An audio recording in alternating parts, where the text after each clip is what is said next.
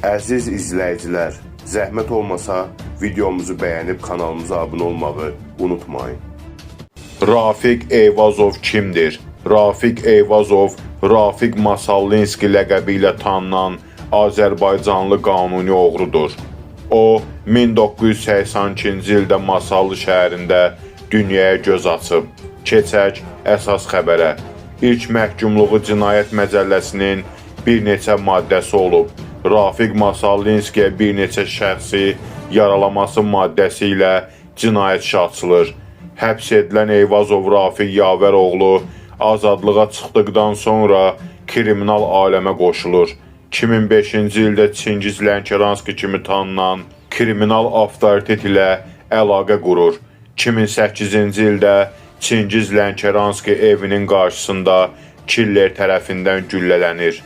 Eyvazov Rafiq dünya oğrularının xaç atası Taro ləqəbli kriminal avtoritet ilə əlaqə qurur. 2013-cü ildə Taro, yəni Taryel Onyani, Qoca Yasamalski, 21-ci Rus qanuni oğru, 3-cü Gürcü qanuni oğru Rafiq Eyvazovu tazlandırır. Rafiq Eyvazov bu sxotqadan sonra Rafiq Masallinski adı ilə tanınmağa başlayır. O, Sankt-Peterburg və Rusiyanın digər bazarlarına nəzarət edir. Rafiq Masallinski zəmanə üzrə ən hörmətli əsl qanuni oğru olur. Azərbaycan koloniyalarında ikinci qanuni oğru qəbul olunursa biri də Rafiq Eyvazov olur. Rafiq Eyvazov gecə saatlarında Gürcüstanlı avtoritet Kamonu güllələyir. 27 mart 2013-cü ildə polis əməkdaşları tərəfindən həbs edilərək 6 il cəza alır.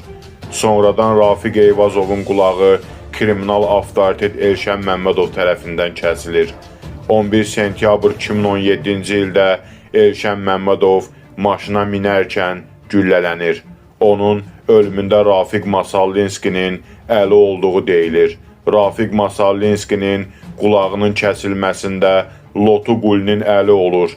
Onun göstərişi ilə bu cinayət törədilir. Rafiq Masallinski Türkiyədə evinə girən zaman güllələnir. Buna baxmayaraq o, həyatda qalmağı bacarır. Hal-hazırda azadlıqdadır. Kanalımıza abunə olmağı və videolarımızı bəyənməyi unutmayın.